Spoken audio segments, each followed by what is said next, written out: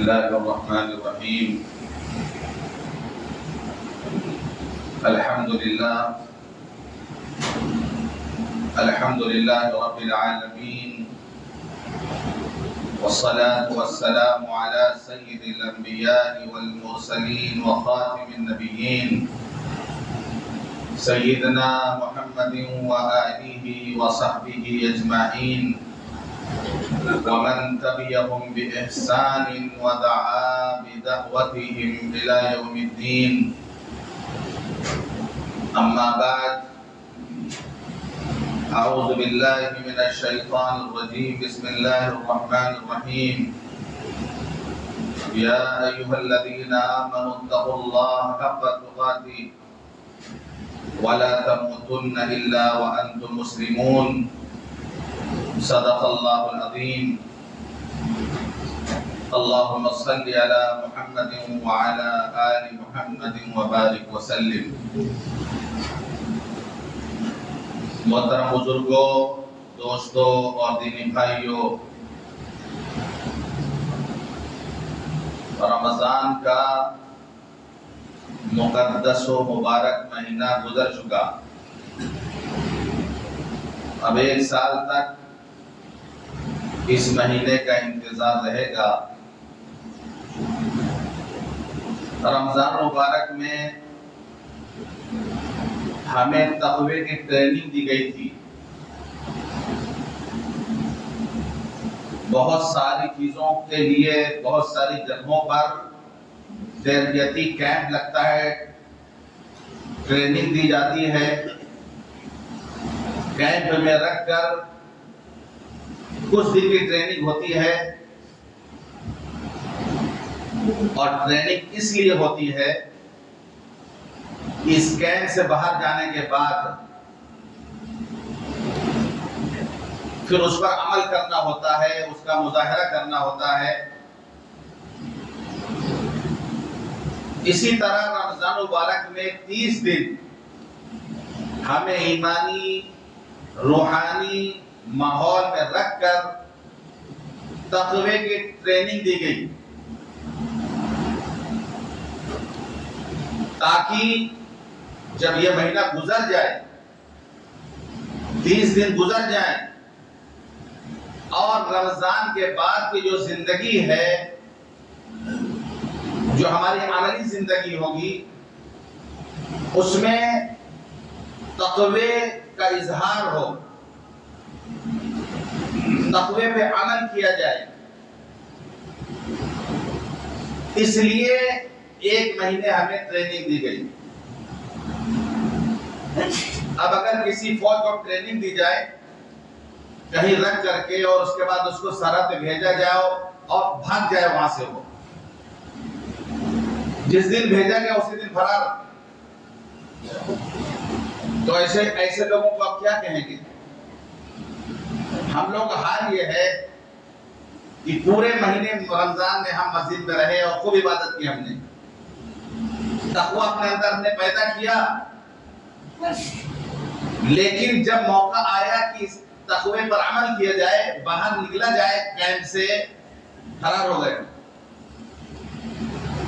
ہم لوگ عجیب حال ہے، ایک چاند کو دیکھ کے مسجد بھر دیتے ہیں اور دوسرے چاند کو دیکھ کر یہ مسجد خالی کر دیتے ہیں۔ دین اسلام یہ کوئی وقتی اور موسمی دین نہیں ہے کہ کچھ وقت کے لیے عمل کر لیا جائے، یا کوئی خاص موسم ہے اس پہ عمل کر لیا جائے باقی آزاد ہو جائے۔ ہم سے تو موت تک کا مطالبہ ہے، وَاعْبُدْ رَبَّكَ حَتَّى يَأْتِيَكَ الْيَقِينُ، تم اپنے رب کی عبادت کرو یہاں تک کہ تمہیں موت آ جائے۔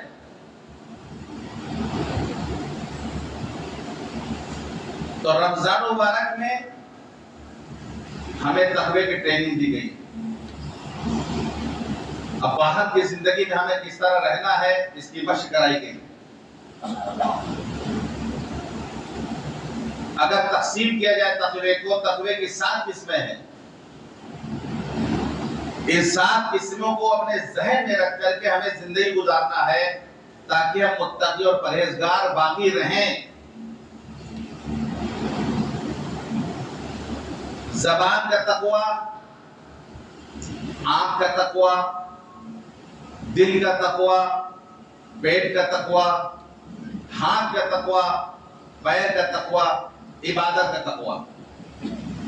یہ 7 قسمیں ہیں جو کہ باہر زندگی میں ہمیں عملی طور پر اس کا مظاہرہ کرنا اور اسے پیش کرنا ہے.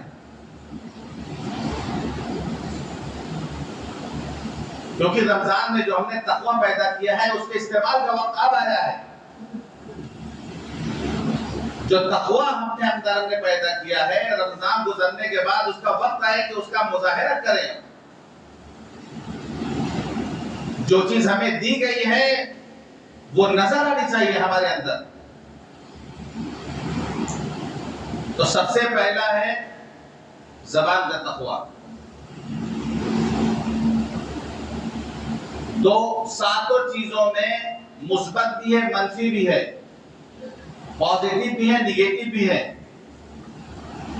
زبان کے تقوی میں بات داخل ہے کہ آدمی اپنی زبان سے حق و صداقت، حق اور سچ بات کہے، چاہے وہ لوگوں کو بری ہونے لگے. حضرت ابو ذر غفاری رضی اللہ عنہ سے حضور پاک صلی اللہ علیہ وسلم نے نصیحت کرتے ہوئے فرمایا قول الحق ولو کان مرا، حق بات کہو چاہے کڑوی کیوں نہ ہو. حق بات کڑوی لگتی بھی ہے. آپ نے صاف لفظوں میں فرمایا حق بات کہو چاہے کڑوی کیوں نہ ہو.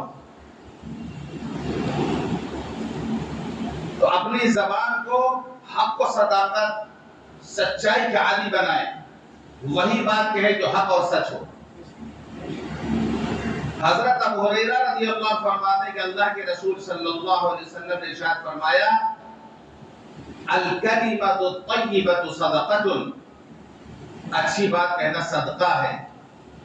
جس طریقے سے آدمی صدقہ کرتا ہے تو اچھی بات کہنا یہ بھی صدقہ ہے کہ ایسی بات کہہ دی جائے جس سے سامنے والے کا دل خوش ہو جائے، ایسی بات کہہ دی جائے جس کے سامنے والے تسلی مل جائے. یہ صدقہ ہے.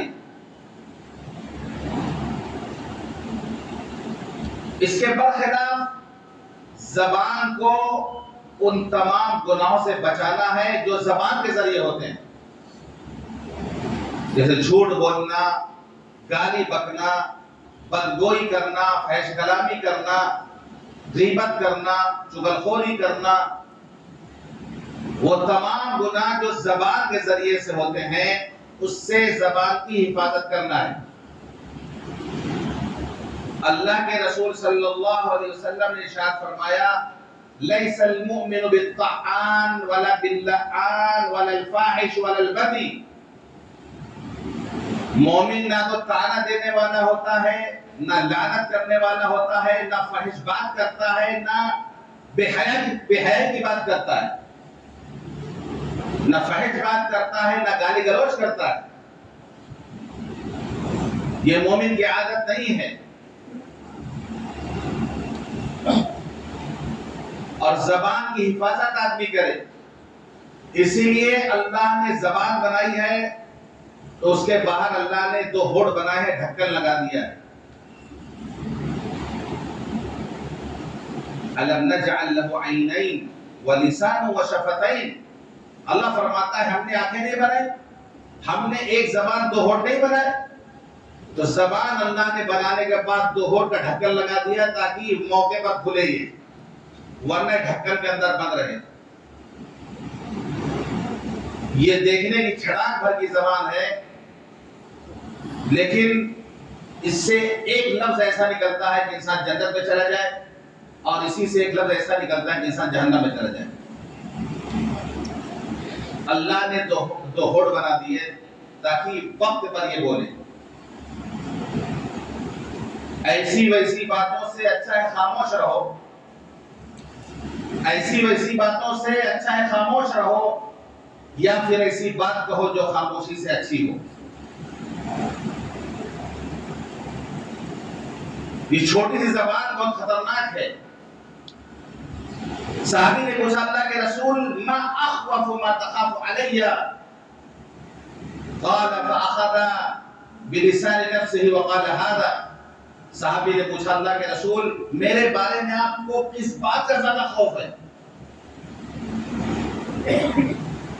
صحابی فرماتا ہے اللہ کے رسول نے اپنی زبان کو اپنے ہاتھوں سے پکڑا اور فرمایا اس چیز کا مجھے تم پر اس بات کا خوف ہے.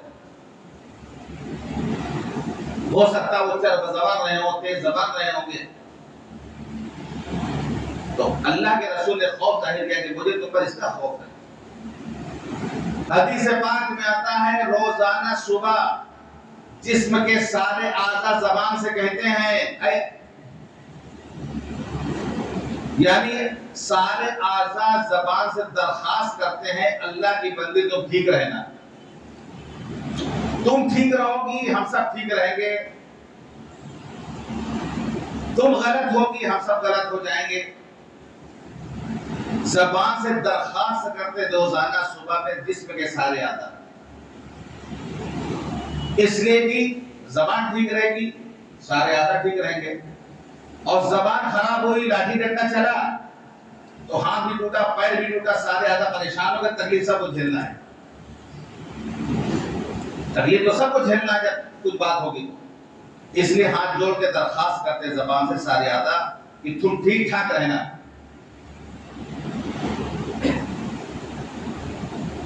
حضرت عقبہ بن عامر رضی اللہ عنہ فرماتے ہیں کہ میری ملاقات اللہ کے رسول صلی اللہ علیہ وسلم سے ہوئی.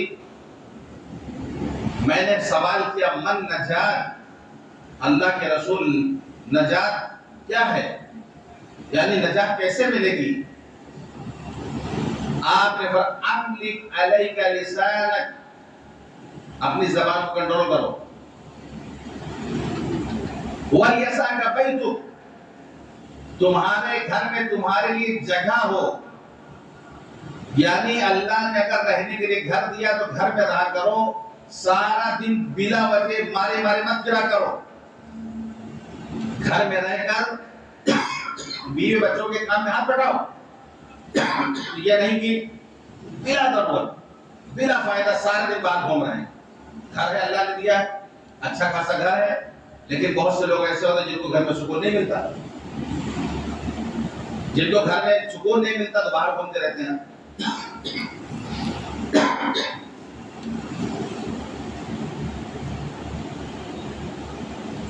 وَابْكِ عَلَىٰ خَطِيئَتِكَ, اپنی غلطی پر رویا کرو. 3 باتیں آپ نے ارشاد فرمائی, یہ نجات اس سے ملے گی. نمبر 1 زبان کو قابو میں رکھو. نمبر 2 گھر میں رہا کرو. نمبر 3 اپنی غلطیوں پر اپنے گناہوں پر رویا کرو. یہ ہے زبان کا تقوی. نمبر 2 آنکھوں کا تقوی. آنکھوں کو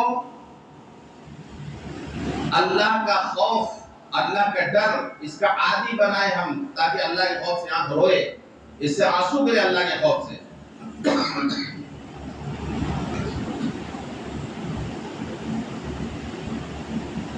اللہ کے خوف سے جو آنکھ سے آنسو گرتے ہیں, حدیث پاک میں آتا ہے جو اللہ کے خوف سے روئے تو وہ جہنم میں نہیں جا سکتا یہاں تک کہ دودھ اپنے تھن میں واپس چلا جائے. جیسے دودھ نکلنے کے بعد تھن میں واپس نہیں جا سکتا, ایسے ہی اللہ کے خوف سے رونے والی آنکھ یہ جہنم میں نہیں جائے گی. 7 قسم کے لوگ جو قیامت کے دن خاص سائے میں ہوں گے, ان میں وہ شخص بھی ہوگا رجل ذکر اللہ خالیا ففاضت عیناہ, وہ آدمی جو تنہائی میں اللہ کو یاد کرے اور اس کے آنکھوں سے آنسو نکل آئے. تنہائی میں اللہ کا ذکر کرے, اللہ کو یاد کرے اور اس کے آنکھوں سے آنسو جاری ہو جائے, اللہ اس کو خاص سایہ عطا فرمائے گا جس دن کوئی سایہ نہیں ہوگا. اس کے برخلاف آنکھ کی حفاظت کرنا ہے ان تمام گناہوں سے جو آنکھ کے ذریعے ہوتے ہیں. سب سے زیادہ گناہ جو ہوتا ہے وہ بد نظری کا ہوتا ہے آنکھ کے ذریعے سے. اللہ کے رسول نے فرمایا العینان تزنیان وزناہما النظر, آنکھیں بھی زنا کرتی ہیں, آنکھیں بھی زنا کرتی ہیں اور ان کا زنا بد نظری ہے.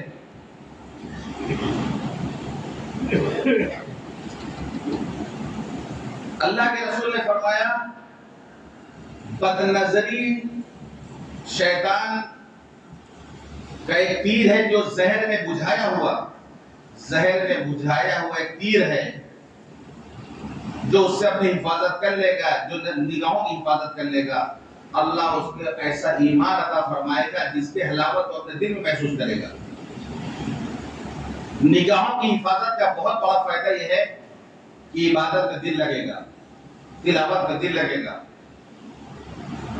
بد نظری کا سب سے بڑا وبال یہ ہے کہ نماز میں دل نہیں لگے گا، قرآن میں دل نہیں لگے گا، تلاوت میں دل نہیں لگے گا، اچھی باتوں میں دل نہیں لگے گا۔ یہ ہے بد نظری کا وبال۔ تو آدمی آنکھوں کی ہمیں حفاظت کرنا ہے۔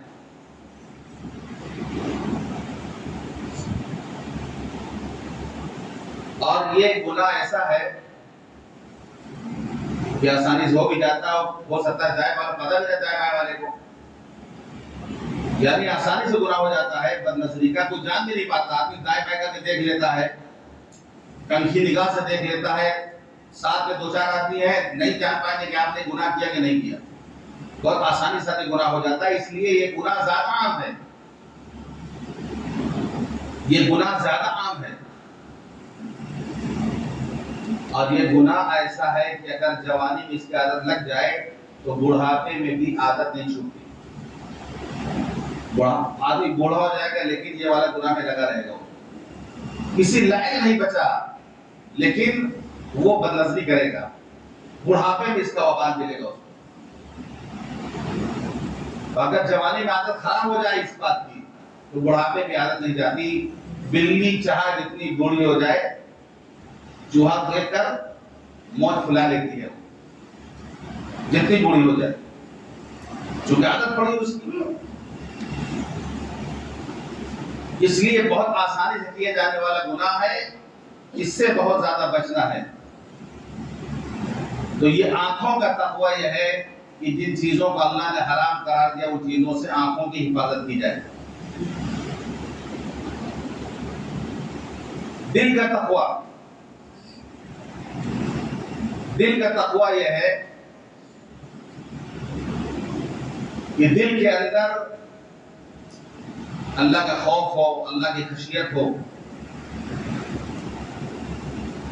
اور تقوی دلی میں ہوتا ہے جو نظر نہیں آتا ہے۔ جس کے اندر کہتا تقوی اللہ ہی بہتر جانتا ہے۔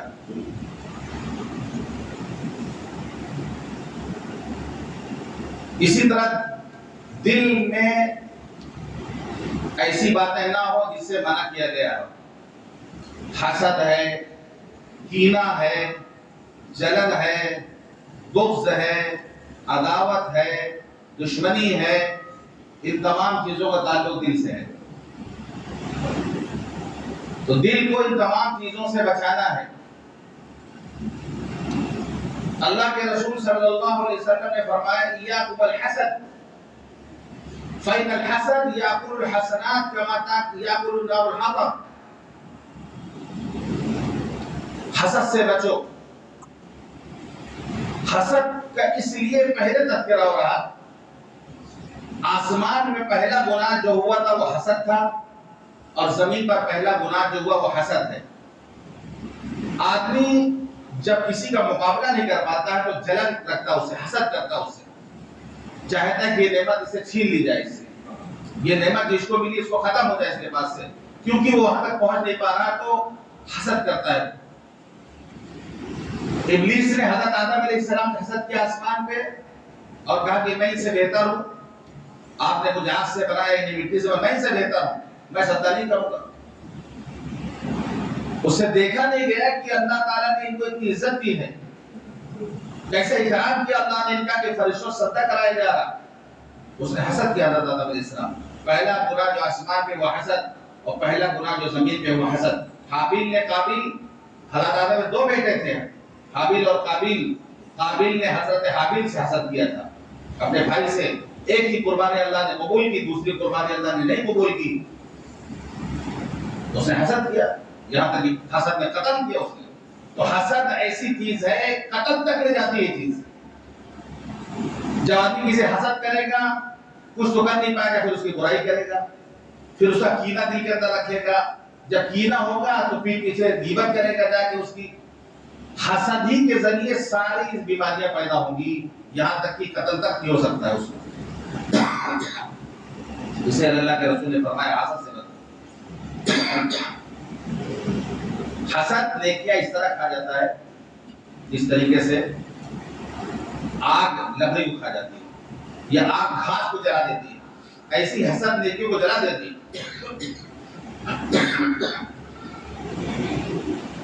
اسی طرح حضور پاک صلی اللہ علیہ وسلم نے ارشاد فرمایا دب الیکم داء الامم قبلکم الحسد والبغضاء هي الحالقہ، پہلے امتوں کی بیماریاں تمہارے تک پھیل رہی ہیں، حسد اور جلن، بغض، عداوت، یہ موڑ دینے والی۔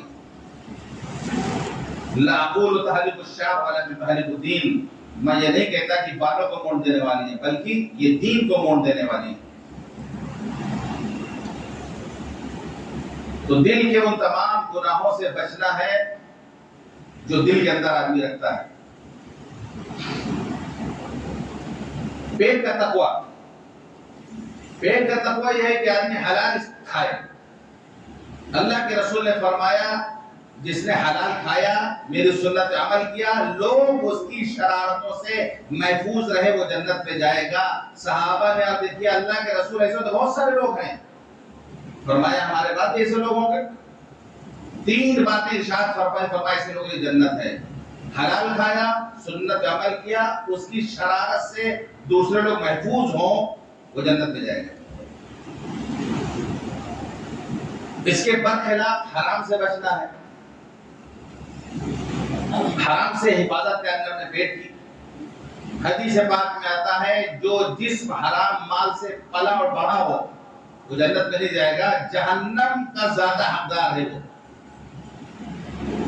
اللہ کے رسول نے فرمایا کسی نے 10 درہم میں کوئی کپڑا خریدا، 10 درہم میں کوئی کپڑا خریدا، اس میں 1 درہم حرام کا ملا ہوا تھا، 9 درہم حلال، 1 درہم حرام کا ملا ہوا ہے۔ جب تک وہ کپڑا اس کے بدن پہ ہوگا اللہ اس کی کوئی عبادت قبول نہیں کرے گا۔ حدیث کے راوی حضرت عبداللہ ابن فرماتے ہیں میری دونوں آنکھیں میرے دونوں کان پہنے ہو جائیں اگر میں نے حدیث حضور پاک صلی اللہ علیہ وسلم سے نہ سنی، یعنی اتنی تاکید ساتھ کہہ رہے کہ میں نے سنا ہے اللہ کے رسول کے ارشاد فرماتے بھی 1 روپے بھی اگر ملا ہوا اس میں 10 روپے میں تو اللہ اس کی عبادت قبول نہیں کرے گا۔ یہاں تک آتا ہے کہ کوئی مقدس مقام پہ پہنچ جائے، حرم پہنچ جائے، کعبہ کے سامنے پہنچ جائے اور وہاں جا کے یا رب دعا کرے وہ، اور سفر کی وجہ سے اس کا لباس بھی گندا ہو گیا ہو، بال بھی گندا ہو گیا ہو کہ جس کو دیکھ انسان ترس کھا جائے، ایسے حالت میں بھی اگر مقدس مقام پہ پہنچ کے وہ کہہ رہا ہے یا رب اور وہ دعا کر رہا، لیکن آپ نے فرمایا مطعمہ حرام ومشربہ حرام وملبسہ حرام وغذی بالحرام فأنی یستجاب لذلک، اس کا کھانا حرام، اس کا پینا حرام، اس کا لباس حرام، حرام مال سے اس کی پرورش ہوئی ہے، اس کی دعا اللہ کیسے قبول کرے گا؟ اللہ اس کی دعا کیسے قبول کرے گا؟ تو حلال کھانا ہے، حرام سے بچنا ہے۔ ہاتھ کا تقوی یہ ہے کہ ہاتھ کو اچھے کاموں میں استعمال کیا جائے، اس سے خیرات کیا جائے، غریبوں کی مدد کی جائے، دوسروں کا تعاون کیا جائے۔ الید العلیٰ خیر من الید السفلیٰ، اوپر والا ہاتھ نیچے والے ہاتھ سے بہتر ہے۔ قیامت کے دن 7 لوگ جو عرش کے سائے میں ہوں گے، جو خاص سائے میں ہوں گے، عرش کا سایہ تو نہیں کہا جائے گا لیکن جو اللہ کے خاص سائے میں ہوں گے اس میں ایک شخص ہوگا رجل تصدق بصدقۃ فاخفاها حتى لا تعلم شماله ما تنفق يمينه، جس نے صدقہ چھپ کے کیا کہ بائیں ہاتھ کو بھی نہیں پتہ چلا کہ دائیں ہاتھ نے کیا کیا، اور ہاتھ کو کا غلط استعمال نہ ہو، یہ ہاتھ ظلمن کسی گریبان کو نہ پکڑنے والا ہو، اس ہاتھ سے کسی پر ظلم نہ کیا جائے۔ اللہ کے رسول انصر اخاک ظالما او مظلوما، ظالم کی مدد کرو، چاہے اپنے بھائی کی مدد کرو چاہے وہ ظالم ہو یا مظلوم، صحابہ نے پوچھا اللہ کے رسول مظلوم کی مدد تو ہم جانتے ہیں، ظالم کی مدد کس طرح کریں؟ فرمایا اس کو ظلم کرنے سے روک دو، اس کا ہاتھ پکڑ لو۔ من رأى منكم منکرا فلیغیرہ بیدہ، جو کوئی برائی دیکھے تو اگر طاقت اس کے اندر ہے تو اپنے ہاتھ سے روکے۔ فإن لم يستطع فبلسانہ، اگر اس کی طاقت نہیں تو زبان سے روکے۔ وإن لم يستطع فبقلبہ، اگر اس کی طاقت نہیں تو دل میں برا سمجھے اس کو، کہ جس دن اللہ طاقت دے گا اس کو روک کے دکھائیں گے۔ لیکن پہلے نمبر پہ کہ اپنے ہاتھ سے روکے، یہ ہاتھ کا تقویٰ ہے۔ پہلے کا تقویٰ یہ ہے کہ آدمی غلط جگہوں پہ چل کے نہ جائے، مسجد کی طرف چل کر کے آئے، خیر کے کاموں کی طرف چل کر کے جائے، پیروں کو اللہ کی عبادت میں تھکایا جائے۔ اللہ کے رسول صلی اللہ علیہ وسلم نماز میں اتنا طویل قیام فرماتے تھے کہ پیر ورم کر جاتا تھا آپ کا۔ آپ سے کہا کہ اللہ کے رسول اللہ نے آپ کے اگلے پچھلے گناہ معاف کر دیے ہیں، پھر آپ اتنا مجاہدہ کیوں کرتے ہیں؟ فرمایا افر اکون عبدا شکورا، کیا میں شکر گزار بندہ نہ بنوں؟ جس اللہ نے میرے ساتھ احسان کیا ہے کیا میں احسان فراموش بن جاؤں؟ تو شکر گزار بندہ بننا چاہتے تھے اللہ کے رسول، اس کے لیے مجاہدہ کرتے تھے۔ ہم تو تراویح پڑھ کے ایک مہینہ احسان کر کے بھاگ جاتے مسجد چھوڑ کر کے، اس کے بعد چھٹی پورے سال کی چھٹی ہماری ہو جاتی ہے۔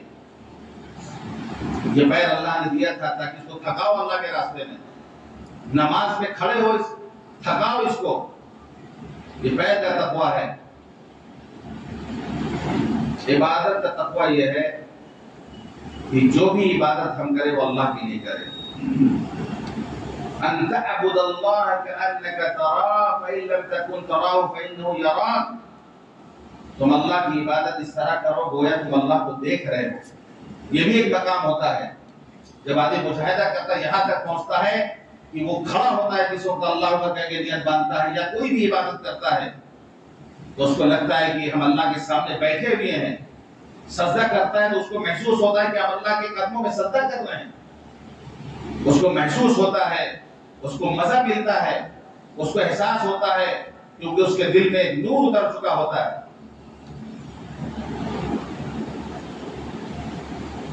گویا اللہ کو دیکھ رہا ہو۔ فَإِن لَمْ تَكُنْ تَرَاهُ فَإِنَّهُ يَرَاكَ، اگر تم اللہ کو نہیں دیکھ پا رہے، یہ نہیں تصور ہو پا رہا، یہ تو سوچو اللہ ہمیں دیکھ رہا۔ جب یہ تصور ہوگا ہم عبادت کریں گے کہ کوئی دیکھے نہ دیکھے، اللہ تو ہمیں دیکھ رہا، تو پھر آدمی اچھی سے اچھی نماز پڑھے گا، اچھے سے اچھا رکوع کرے گا، لمبی لمبی سورتیں پڑھے گا، جیسے کہ کسی کا محبوب اس کی آواز سن رہا ہو، وہ کچھ گنگنا رہا، اس کا محبوب سن رہا ہو تو اور مزہ لے لے گنگنائے گا، اور مزہ لے جائے گا کہ میرا محبوب سن رہا ہے میری آواز کو۔ جن کو اللہ سے محبت ہوتی ہے وہ دیر تک قرآن پڑھتے ہیں، میرا اللہ سن رہا ہے، میرا اللہ میری ہر حرکت کو دیکھ رہا ہے۔ تو تم عبادت اس طرح کرو گویا تم اللہ کو دیکھ رہے ہو، نہیں تو اللہ تو تمہیں دیکھ رہا ہے۔ اس تصور کے ساتھ عبادت کیا ہے، عبادت کا تقویٰ۔ تو یہ 7 قسم کا تقویٰ ہے، اسی کی ٹریننگ ہمیں رمضان میں دی گئی ہے۔ خوش نصیب ہے وہ لوگ جو رمضان کے بعد بھی اس طرح زندگی گزارتے ہیں جو بھی تقریر بتائی گئی ہے۔ اللہ تعالی ہم سب کو بھی آسان فرمائے، ہمارے لیے بھی آسان فرمائے، یہ تقویٰ والی زندگی گزارنے کے اللہ ہم سب کو توفیق عطا فرمائے۔ وآخر دعوانا الحمدللہ رب العالمین۔